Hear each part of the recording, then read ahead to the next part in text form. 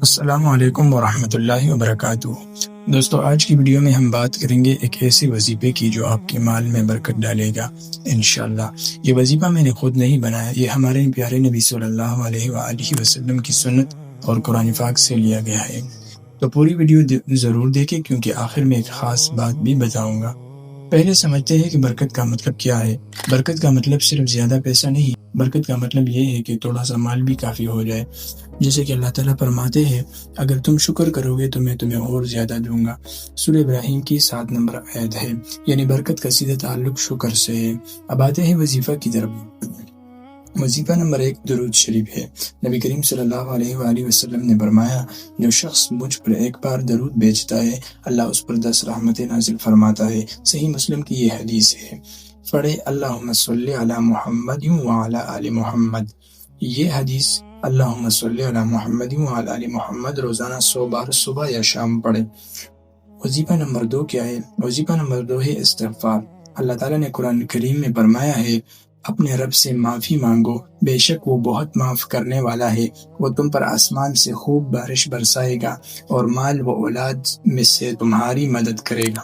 وہ استغفار کے ذریعے سے قرآن کریم بتاتا ہے کہ مال و اولاد سے اللہ تعالیٰ تمہاری مدد کرے گا۔ تو پڑھے استغفر اللہ ربی و اتوب الیہ۔ یہ استغفار جو ہے، استغفر اللہ ربی و اتوب الیہ، روزانہ 70 بار پڑھے، خاص طور پر فجر کے بعد۔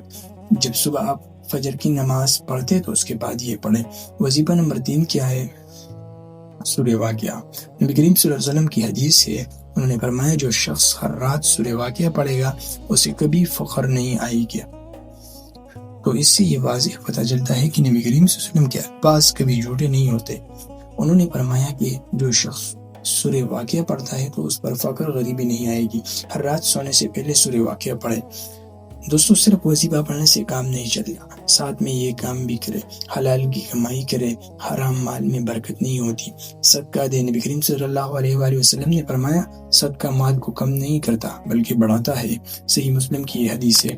گھر میں سلام کرے، یہ سنت ہے اور برکت کا ذریعہ ہے۔ بسم اللہ پڑھ کر کام شروع کرے، ہر کام میں بسم اللہ سے ہی سٹارٹ کرے۔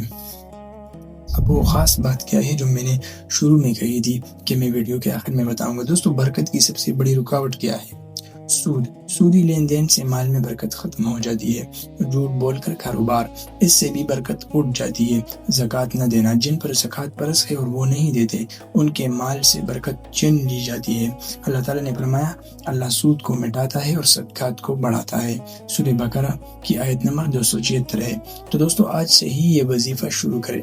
100 بار درود شریف، اللہم صلی علی محمد وعلی آل محمد، 70 بار استغفار، استغفر اللہ ذنبی واتوب الیہ، استغفر اللہ من کل ذنبی واتوب الیہ۔ رات سورہ واقعہ پڑھے اور ساتھ میں حلال کمائی اور صدقہ کا اہتمام کرے۔